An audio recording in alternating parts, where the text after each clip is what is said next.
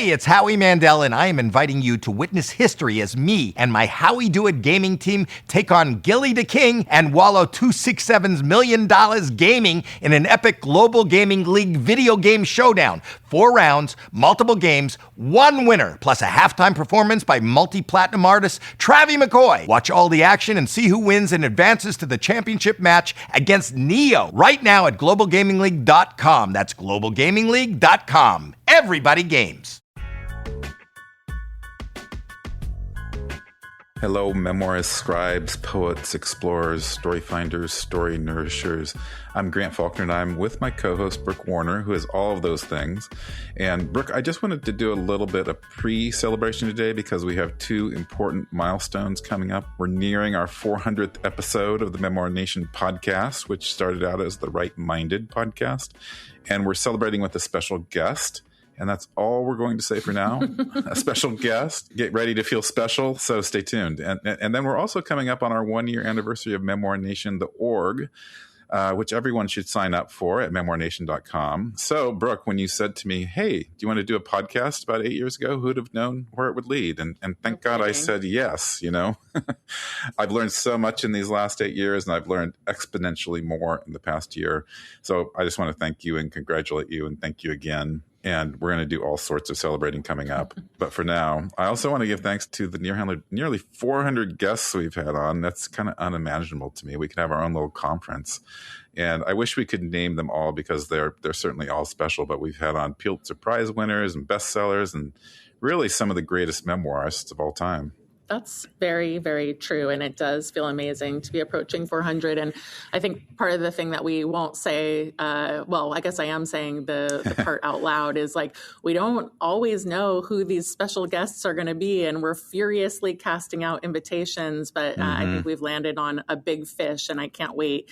But you're right. Like our list is long. It's also kind of dizzying to think of the people that we've talked to. I mean, when I think of the fact that we've talked to Roxane Gay, Liz Gilbert, Pico Iyer, Viet Thanh Nguyen, Mary Carr, Jeanette Walls, Helen McDonald, Maggie Smith, Danny Shapiro, Annie Lamott. I mean, the list goes on and on and on.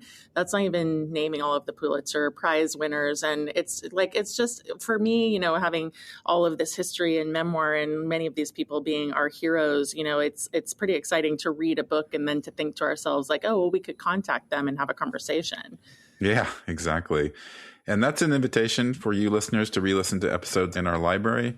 And today we're talking with a writer who I think is sure to join that list of luminaries, Rachel Eliza Griffiths. She's just a beautiful writer, a beautiful soul, and she has an amazing, riveting, sad, troubling, and wondrous story to tell. Her memoir, The Flower Bears, came out earlier this year, and it's just genuinely hard to believe all this happened to one person. And just to tell you a little bit about it, on September 24, 2021, Rachel married the novelist Salman Rushdie, and her closest friend in the world, the poet Kamala Aisha Moon, was supposed to speak at the ceremony, but she never showed up. And Rachel was literally still in her wedding dress when she found out that Moon had died suddenly that morning alone in Atlanta. And on hearing the news, she collapsed and she hit her head on a table and blacked out. And when paramedics pried open her eyes to shine a light on them, she described it as a particle of light that is so distant from the world I once knew. And then 11 months later, her husband, Salman Rushdie, was stabbed 15 times on a stage in Chautauqua in upstate New York and nearly died. And I just found Rachel's accounting as compelling as Rushdie's in his memoir, Knife, because it just captures the ripple effect of an act of violence and how not just the victim, but so many others are affected by it. Yeah, I'm so glad that she wrote this memoir because I was very, very compelled by Knife. And so then to have this alternate experience, and of course her book is about so much more than that, but you know, these various lenses, and we are going to ask her about that in the interview. And it's a very compelling, interesting answer that she gives about points of view of the similar or same event, right? And hers is a grief memoir, but it's also a love story, 2 love stories. In fact, you know, this portrait of a female friendship. It's also a mental health narrative. It's also a meditation on what it means to be a Black woman poet in America. I mean, she really tackles a lot. And some reviewers did feel the book strained under the weight of everything that she was trying to do, but others found that sprawl to be very true to how life is and how grief works. You know, it's messy, it's nonlinear, it refuses to stay in its lane. One thing that's really interesting to note is that Rachel does something very interestingly structurally, which I always love. Like, she doesn't separate the grief for her friend Aisha from the grief for the woman that she was on her wedding day. And so she writes that in order to survive, she had to mourn both, which is meaning like she has to mourn the loss of her friend, but also the version of herself who died that day. And Grant, I have to say that concept really resonates with me, you know, like that we do lose part of who we are in grief through grief. We're inalterably changed by certain losses. And I just think it's so much to ruminate on. It's a very powerful idea. And I read in one interview that she says that there's a kind of death of the self that happens when you're in deep shock and trauma and grief. And she described in our interview with her trauma being a mangling of self. And, you know, so she talks about the ways she used to laugh and songs she used to hear differently and things that are just gone now because of what happened. Right. And the grief for her friend Aisha is also layered with the grief for her mother, who died in 2014, and the grief of not being able to attend funerals during the pandemic. You know, there's this image she describes from her photography practice where she researched, I guess this came up when she went to Aisha's funeral. She saw that the flower bearers was a word instead of pallbearers, and she became fascinated by that and researched it and found it at its history, especially in Black Southern culture. And so the title of the book comes from there, and it's just a beautiful, striking title and cover. Yeah, I mean, I love her answer to that, which we'll get to, so stay tuned. But, you know, that she was already building this visual language for this grief before she even had words for it. And in a way that really captures something so true about how poets process experience: image first, language later. And this brings us to the question of what it means that this memoir was written by a poet. Griffiths is primarily known as a poet, but she's going to talk about how she's all things. You know, she really went to school to be a novelist and then is a poet, and now she's written this gorgeous memoir. Mary Karr called this written with a poet's precision. Everybody, I think, knows how much I love Mary Karr, how much we love Mary Karr. I mean, if she endorses something, it's like, wow, not so shabby. The New York Times described it as storytelling unafraid of poetry, both plain and rich. And I think that's so gorgeous, you know, so I love that idea of being unafraid of poetry, because I think sometimes people truly are, you know, it's like they don't trust themselves, they don't trust their voices. And, you know, I think one of the dangers of AI, Grant, is that people don't trust themselves. They put their prose into AI to make it sound better, and it ends up making it flatter, right? When we just really need it to like let it rip and be ourselves and find our own words. A few readers did note that the prose can tip into what one called purple. I thought that was interesting, that the lyricism occasionally gets in the way of the narrative engine. You know, that's a reader complaint that we sometimes hear about literary memoirs, Grant. And I know you and I, you know, we love all kinds of memoir. It is. And we actually, I forget which episode this was, but we had a discussion of that, about the more kind of plain, direct storytelling memoirs versus those that are more lyric. And I think I am a different type of reader, I guess. I definitely didn't find Rachel's prose to be purple at all. And in fact, if that's purple, I want more of it. And I know I'm at the far edge of the spectrum because I want everything to hold some sort of poetry. And I know that the instinct towards compression and metaphor isn't always maybe what a memoir needs, and that sometimes you need to, you know, maybe inhabit a scene more and let things be more ordinary before they become so extraordinary. That's a pressure that I feel with my own writing. To me, Rachel's poetry, you know, it's just key to understanding her emotional state and what has happened to her. And she actually talks, she has a fascinating answer about why she didn't write this memoir as a series of poems. And I just want to note a couple of my favorite memoirists who did start as poets, though. Mary Karr herself is the obvious example. She was trained as a poet and then became one of the defining memoirists of the late 20th century with the Liars Club and more. And then there's Maggie Nelson, whose memoirs Bluets and The Argonauts exist somewhere between theory, poetry, and memoir. And her memoirs work precisely because she doesn't try to be a traditional memoirist. You know, she uses the hybrid form as the form itself. And I probably discussed Bluets 50 times on this podcast because it's one of my favorite books. And then, closer to Rachel's world, there's Lucille Clifton, who is one of her explicit literary foremothers in the book. And Clifton wrote memoir adjacent prose that had the compression and kind of spiritual weight of poetry. And then the literary lineage Rachel claims, Clifton and Toni Morris and Alice Walker, Gwendolyn Brooks is one where the boundary between poetry and testimony is always porous. Yeah, in some ways, I'd say Rachel is working in a tradition where the question isn't really whether a poet can write memoir, but whether memoir can hold what poetry already knows how to hold. And that is a big question. And I think poetry is Rachel's path toward vulnerability. I do get the sense from her prose that she's probably a reserved and quiet person and that she's not used to revealing her inner life, certainly not publicly. And in fact, she recounts stories of bottling things up as a kid. But this book does go into some genuinely difficult places. And she writes about her dissociative identity disorder, which is formerly known as multiple personality disorder, which she was diagnosed with. And she writes about depression and a suicide attempt in her early 20s. There's even a harrowing chapter when she calls a suicide hotline, and then unbeknownst to her, the police were notified and dispatched to her apartment, and they demanded entry, forced her to the floor, handcuffed her, ignoring her requests. It is a lot. But then she wrote this line that is really poignant that says, I hadn't been arrested for any crime, yet my mental health episode had criminalized me. And I think that there is, unfortunately, something that we hear from other Black writers that we've spoken to, sort of representative of being a Black person in this country, where mental illness is something that is criminalized and that sometimes ends up in people being killed. So it's a big deal. And I think she's openly expressing these things that are nuanced, layered, big, tragic, lots to unpack in this book. Yeah, and being vulnerable, of course, it's never easy. And despite all of the moments she recounts of how her husband, Salman Rushdie, is, a true soulmate, it's interesting that she didn't rush to tell Rushdie about the manuscript. She said she was reticent to share things until she'd gotten a grip on herself, and she had to get through most of the book before she showed it to him.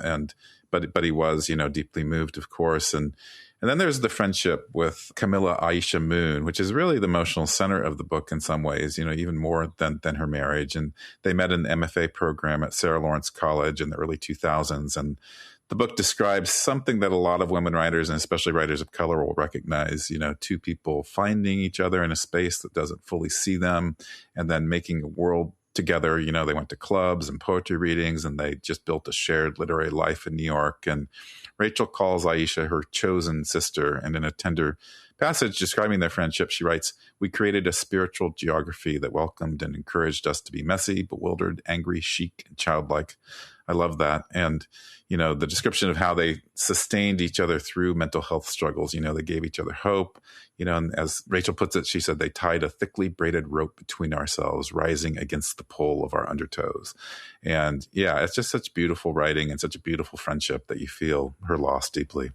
Yeah. And, it's important to note that the loss of Aisha isn't just grief for a person, it's grief for herself as witness. And Aisha was the one person who had watched Rachel become who she became. And that's a particular and certainly irreplaceable kind of loss. I think about that a lot, about people who have known you for many, many years, and how, you can meet new people and have beautiful new friendships, but there's something about these people who see that evolution of you. And so it is a series of love letters, to Aisha, to Salman, ultimately to Rachel herself. And the title captures it. A flower bearer doesn't just mourn, they carry beauty toward what is gone. And so Rachel, my gosh, what a beautiful interview. You are all in for a treat. So hang with us. We'll be back after a very short break.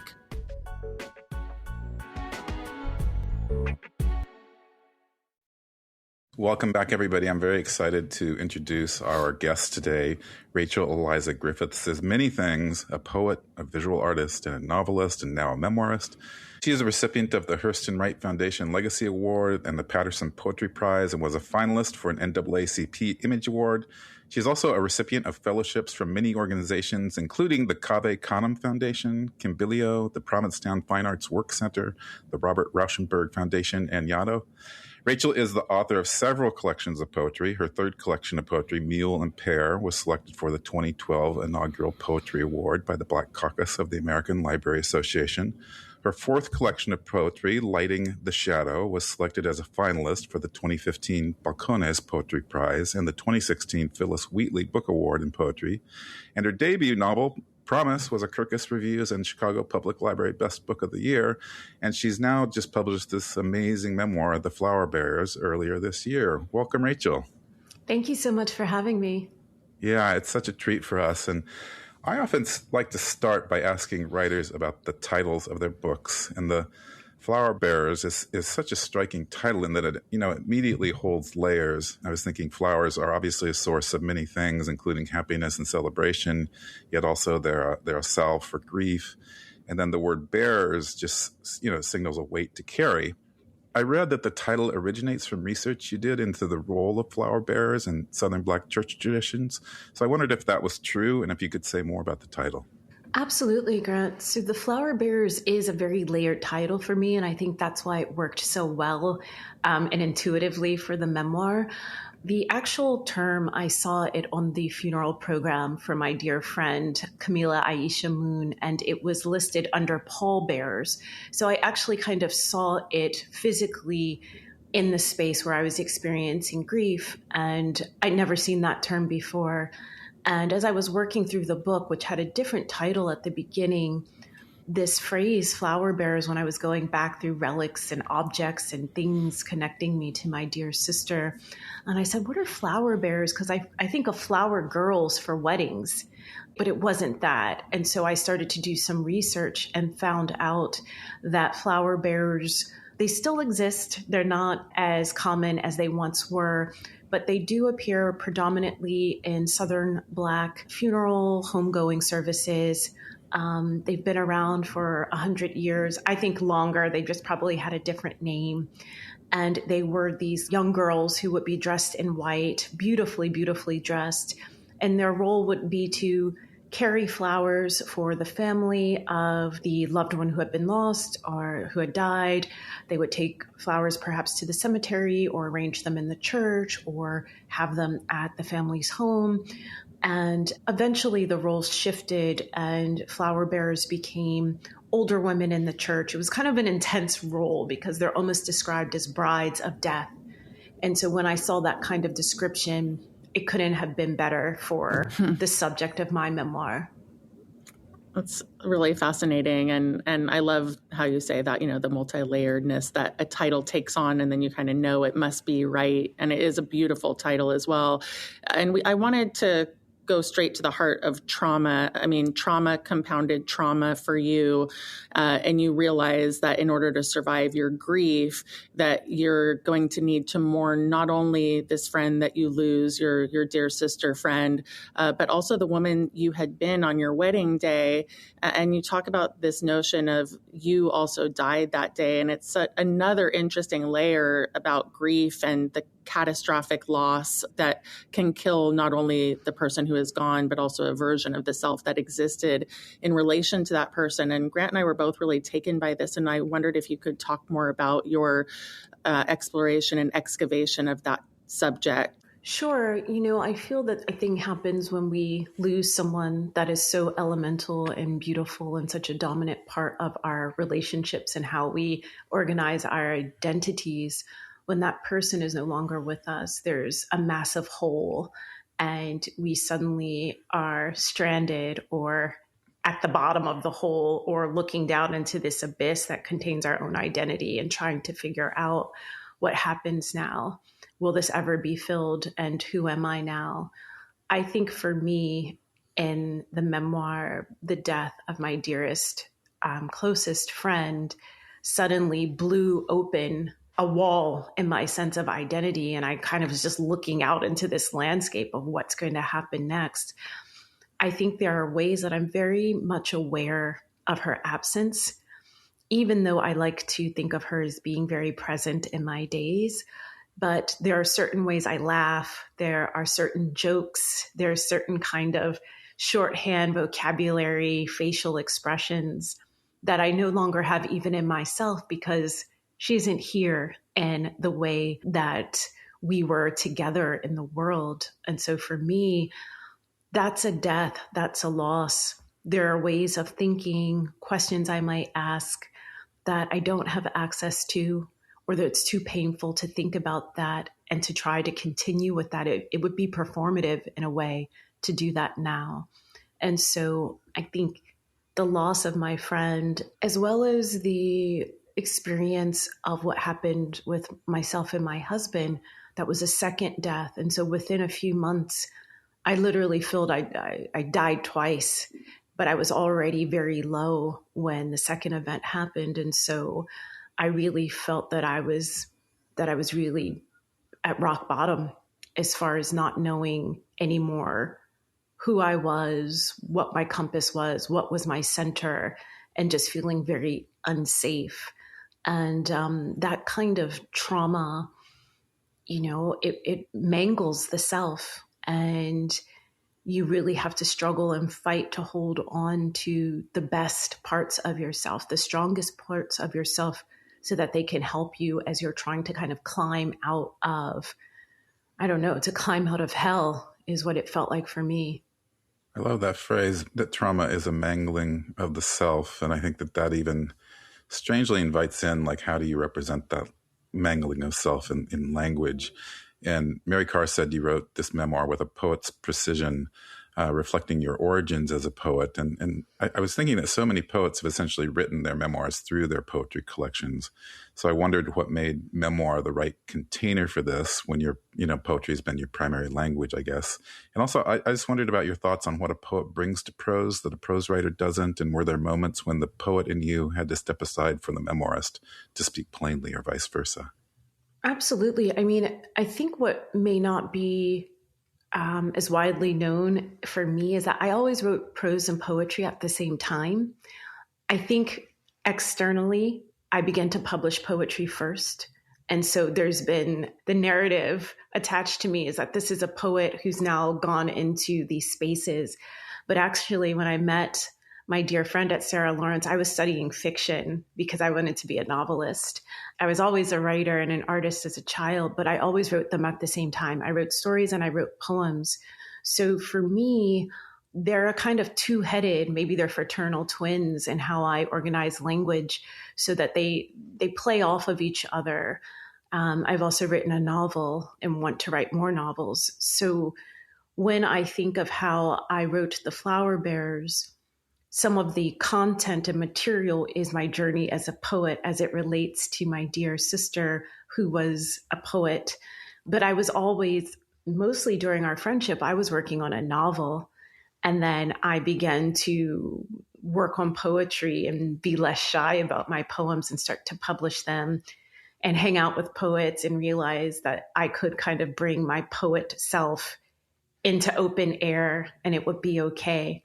But I was much more engaged with fiction and prose. And so The Flower Bearers, I feel for me, is where there is a kind of intersection of all of these forms. And so the novelist, the prose writer is present, the poet is present, the cover of the memoir, which is a self-portrait of myself, and my author photo as well is the photographer. And so it's a space where everything collides. There would be parts of the memoir, I think, that poetry would fail. And I think for me, the form of prose was also about having certain things on the record and archive in a way that I would not organize them in a poem. A poem, I would be lyric, I would be altering things, I would have to deal with stanzas, I would have to think of images and do something else that I feel would have made a veil or a space between me and my reality. By writing in prose, it forced some acceptance for me because the language was, this happened to me and I'm putting it on the record and I'm showing up for myself. But there's also so much that I don't want to forget and that I want to be known And I think prose was better. Memoir was better for that than me, the immediacy of it. And I have to say, during the past few years, my brain as a poet has not really been activated. It was very hard for me for a while to even read poetry because of my grief about my friend. And I think for me, being the shapeshifter that I am, having access to my visual identity, my prose identity, and my identity as a poet gave me a kind of superpower to really craft the memoir beyond the actual, electricity of the actual content and the trauma of the content. And that was exciting to me. But I could never choose between poetry or prose or visual art. They're really, I don't know, maybe even triplets or something. And I have to have them all. And I have to fail in all of them. But I also have to learn and get the information that each genre, each form offers me. It's such a shame now that right when I asked that question, you started to respond. I'm like, it's just such a shame that we use labels, really, of you're a poet. And so you're breaking the shackles of poetry to explore another form when that's not really the case. But I think, there's certain shackles of poetry that I really like. Right, exactly. And at the same time, I feel like my novelist brain, as far as pacing scenes, characters, what am I doing with chronology and time in the memoir? Because it's not a linear memoir. It's almost like a loop I think of it as a belt or something, or it's a kind of necktie or something. It goes at this point and then it comes back and then it goes forward. But my brain as a novelist had to help me there, because the poet would just want to talk about the emotions or very small little isolated fractured things rather than building a world, a setting, time, and dialogue and all of these kinds of things that I don't necessarily typically have in my poems. Right. Well, and from my publisher hat says, no, we have to have categories because otherwise, how do we tell people to be more lyrical and more poetic, and which is always what I'm looking for in memoir. And so your book is so beautiful. And I wanted to ask you, a little bit more about your friendship with Aisha.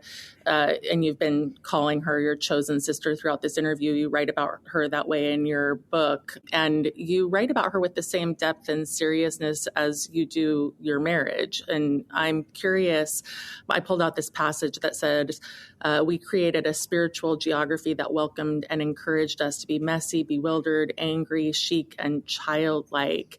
So many of our stories, both fiction and nonfiction, tend to center romantic love. And I'm curious if you could talk about representing female friendship as a great love. For me, female friendship is a foundation of the work that I make, my imagination, my lived experience, thinking of my friendship with my mother. I don't think I have been the type of person who prioritizes the romantic relationship, if I think about it, because I don't look to the romantic relationship to give me everything, to give me an identity, to give me a sense of purpose. It is a story, a dimension, in a greater arc of a person coming into their becoming, particularly women. And so for me, growing up in my 20s with my dear friend and just friends, it was women. We had each other's backs. It would be non-judgmental. We weren't performing to win each other. And yet, I was completely smitten and in love with my friend and her gentleness and her wisdom and her gifts as a poet. And so I just never have been the type of person who the romance is going to be the end all be all. It's not on the marquee for me. It's organized with a full kind of dimension. My friendships, I show up and as present for them as I am for my romantic relationship, my marriage. But even within my marriage, I do have to have a wonderful friendship with my husband.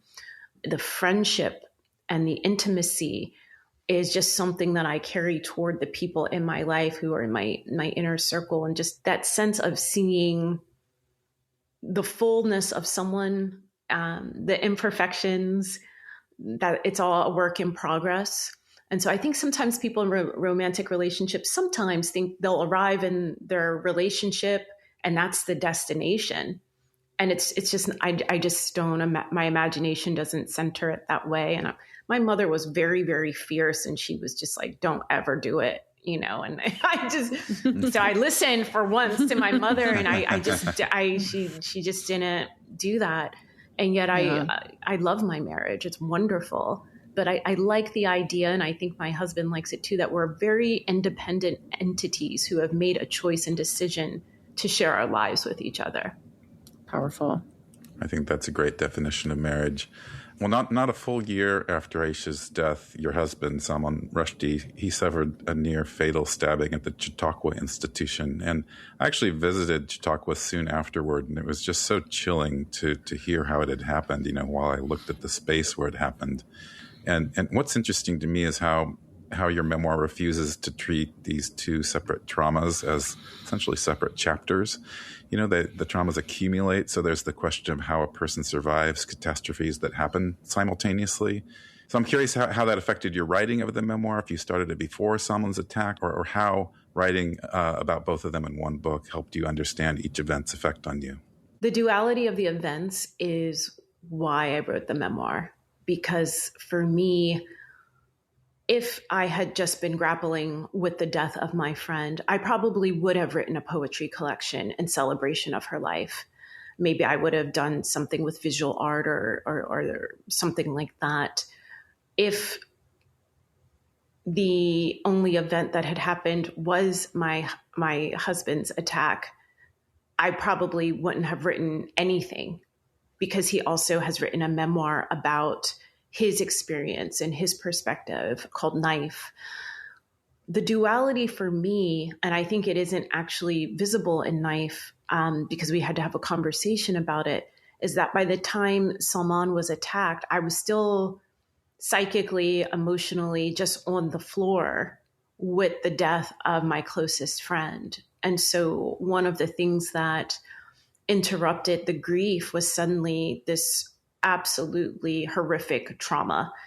And so everything got so twisted up. And so for me, the memoir is about the duality, is about both of these events being bound to each other. And in a way, the love in each event, I wanted to recognize, I wanted to acknowledge, I wanted to name that. But to also, I think, as a human being, try to understand in my own story, but also in the stories of others, when someone can experience the loss of their family in a fire or a tsunami, or some kind of violent act happens and someone's parents are murdered or their children are killed. It's like, when these kinds of things happen, what do we do? How do we think? What's available to us? Language was available to me. I did not start writing about Aisha for a long time because I was resistant to accepting that she was dead. And by the time I was trying to begin to write about Salman, I realized too, I couldn't really choose to do one and not the other. And so for me, one of the parts of the memoir that forms the infrastructure or the scaffolding or the architecture, one pillar is one event and the other pillar is the other event. And then the layering, the building of the story then kind of tessellates between those. And then it goes back into the past of how did this come to be? But I would not have written a memoir if I had only experienced one of those events. It's really fascinating, and I appreciate the opportunity to go just a little bit deeper into this, because you did just mention Knife, and I read that book and your book, and I also heard Salman speak on Terry Gross, and one of the things I loved about that interview was how he talked about the book being about love, which is surprising given what the topic is, and yet your book is also about love, and you've called it a love letter to both your friend and to your husband, and I was just curious if that happened organically, and just about the intertwining of a couple, both of whom have written memoirs that speak on the same experience. Mm-hmm. I think it speaks certainly on the same experience as far as Salman's experience goes, but what is so fascinating and intriguing to me and so complicated is the point of view. You know, you can have a film where there's one event and then the characters come in different. I just thought of Pulp Fiction or something like, you know, everyone's orbiting the same day or the same event, and we get to see what happens in these different storylines and what those experiences are. And then when there is a collision of the timeline and the chronology. And so there's something that happens where, for me, one, we're not the same writer. We're very different in many ways. And then there is a lot of actual overlap between us. But my experience of watching, of participating, of being in a different role, in a different body, in a different generation, in a different voice to his experience, I think amplifies and makes it more complex, more dimension to the experience. I remember when I was reading passages as he was working on Knife, there was a moment where he mentions what happened on our wedding day. And I said, you know, as a storyteller, you've just dropped a grenade here. And then you can't, you know, like as a writer. And so that's something that's exciting between us because we're always talking about writing and reading and things like that. But I'm like, that's not your storyline, but this part is. And this part is my storyline, and this part is our storyline. And so it was very interesting to go into that kind of thinking, but also acknowledging the death of my closest friend happened on our wedding day. It wasn't just my wedding day. And at the same time, my relationship to my dear friend is 17 years, whereas Salman had only known my friend for a very short amount of time, and also through a global pandemic. And so I think the choices leading to both of us having a need to use language, to enter language, to try to reclaim parts of the story within our power and imagination and our reality to do so was necessary for both of us. And, you know, we also, you know, have a film that we've worked on as well about it. So there's so much to it. And at the same time, I'm looking forward to years ahead where it won't be. It's not the defining thing, but it has altered me. And to go back to what we were talking about, the kind of death of self, I had to put my kind of whole life back together. After the immediate tour of Knife, I completely had a whole breakdown. And I just said, I don't have anything left, so I'm going to start all over. And that's what I've been doing. And so there are still consequences and ways of being that are very new. And I don't like all of them. But I'm here and he's here. And there's language and there's books and there's friendships and love and an insane world, but here we are. So, you know, I just, no you know, kidding. Yeah. I mean, I love this question that you asked because I think, you know, that point of view, that perspective, and writers do it all of the time when, you know, you have 4 characters or 2 different characters giving their perspective and their voice, and there's a duet or there's a chorus saying, well, this is what happened, and it's happening simultaneously in the journey. You know, I just thought of Song of Solomon. There's just, you know, these just different ways of telling the story. And I think that's important.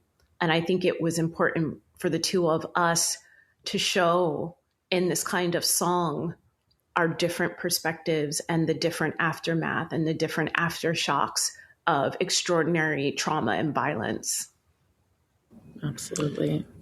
I think all of that, gosh, is so meaningful and so inspiring, and so many layers to excavate there. And one of the things I was thinking about when you were talking is how we do lose ourselves in these moments of grief and these catastrophes, but there is a sort of continuity of self that exists too. And in the final section, you find release by immersing yourself in the archives of what you call your literary foremothers, like Toni Morrison and Lucille Clifton and Alice Walker, you know, writers that you discovered with Aisha.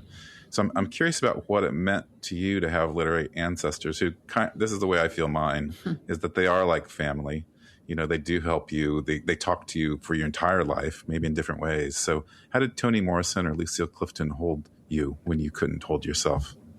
Well, I think one of the ways that they held me was that I was fortunate enough to meet and befriend them. And so I had muscle memory literally in my body of holding their hands, both of them seeing me, looking into my eyes and saying, I see you. And this is really hard, but you have no other choice. I admitted this is the only thing for me. And so, well, what's at stake? Everything. And to recognize that that was the same for them. And so then you're not alone, but also them holding you accountable to the page, to your voice, to your truth telling, to your witnessing. And they stay very present.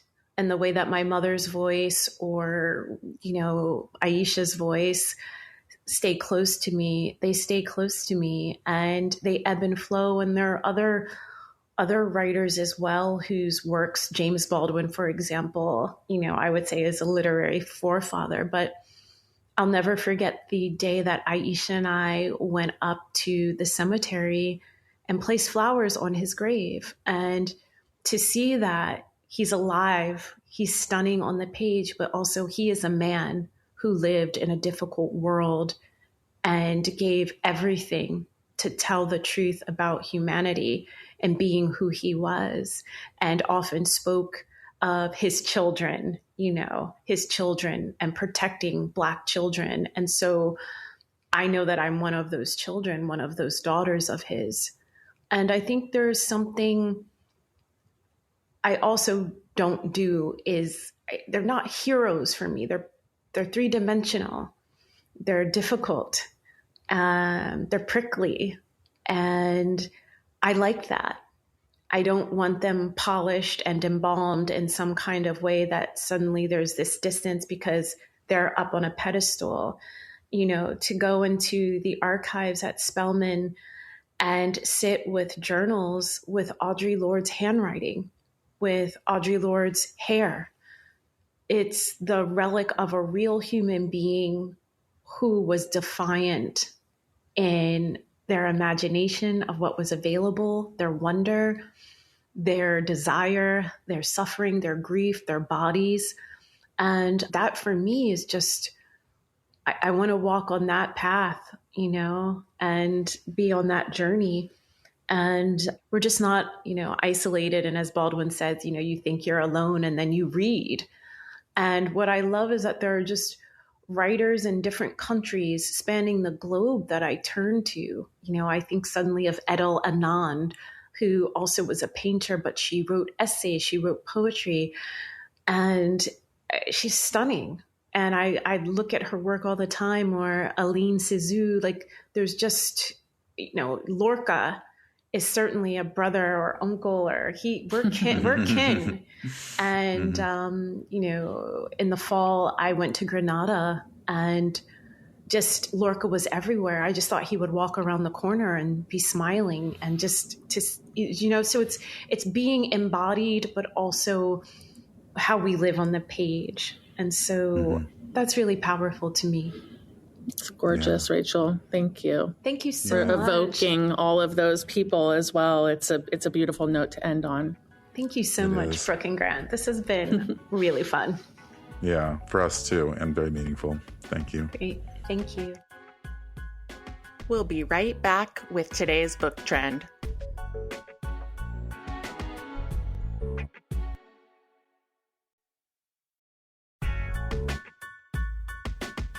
So, Brooke, I want our listeners to know that I search long and hard every week so that we can find different book trends that don't relate to AI, which is difficult. But that has led me to several dog-related trends, which I'm super happy about. So, between dogs or AI, I'm choosing dogs. And the New York Times actually recently ran a feature titled "The Best Writing Tip: Get a Dog." I love that. So we both have dogs, Brooke, so I want to explore that a bit, because every time I've come to your house, you've apologized for your dog's rather exuberant and energetic greetings, which I happen to enjoy. So are you game to go public with your dog writing experiences? Yeah, all the way. And I will say I do apologize, because our younger dog is a jumper and he is just so excited, like you said, exuberant to see people. And it's difficult to have a dog that doesn't have a sense of his own body or his impact, But this is why it's, it's interesting to know why or how getting a dog supports you to be a writer, because I think obviously the main reason is companionship. Like, they can be with you while you write, you can speak to them and they just listen to you. And, when I talk to my dogs, I always can tell by their expressions that they are genuinely interested in what I have to say. Good story, Brooke. Good choice of words. I can just see your dog, making those judgments. Or that's boring. Say more. Yeah. Say more. Yeah. Well, I want to share a few charming dog author moments from the article. I thought the author Alice Hoffman summed up the beauty of a dog's role in writing perfectly. She said, "You're completely alone, but you're not alone," she said. And that's the way I feel with my dog Buster. Isabel Allende says something similar, and she has dogs in nearly all of her stories, it turns out. She says, "I write at home with them in the room. If I get up to get a glass of water or go to the bathroom, they follow. Often I find myself asking them something about the writing. I'm not talking to myself. They listen and understand." Exactly. She said, "Yeah, we communicate telepathically." So you get Isabel Allende's approval. I just relate, and there is something like you can say anything to a dog and they're like, oh, good, excellent. But not all the time. Like AI. Well, that's true. Less sycophantic, but very true. But, not all the authors in the Times piece had such perfect writerly companions. And Roxane Gay said that she was decidedly not a dog person. She had always disliked dogs until she got Max. And then, in the beginning, she finds him annoying, but now she's obsessed with him. The obsession is mutual. I find this very charming. When Roxane is writing, Max curls up on the desk next to her laptop. And then she says in the article, "He's become, in some ways, part of my writing life. Whenever I'm ready to go do some work in my office, I say, 'Let's go to work.' And he automatically knows where to go." By the way, my wife is exactly the same way. She says, "Okay, posse, like, we're going to the office." They love to go to the office. So I'm just like, they love to be included. Anne Leary had a similar experience, had an anxious dog, but over time he settled and now he's almost always at her side.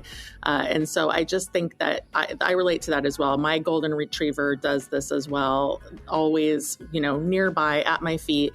Over time, Anne Leary said that she realized, that she and Eddie shared some similar and essential traits. And she said, maybe that's why I didn't like him at first. I was like, why is he so difficult and afraid and anxious and obsessive? Yeah. All the things I struggle with. So there's some good insight perhaps as well, which is a very writerly trait. Yeah, one more story, and then we can share ours. I'll tease mine by saying that my Buster is a problematic writing dog, is also somewhat similar to Eddie, but not Amy Tan's Bobo, who performs a party trick that involves she'll put out 2 books, and one of them will be her novel, The Joylet Club, and then one of them will be like this nonfiction book, The Genius of Dogs. And without fail, Bobo chooses the latter, sniffing it and tapping it with his paw.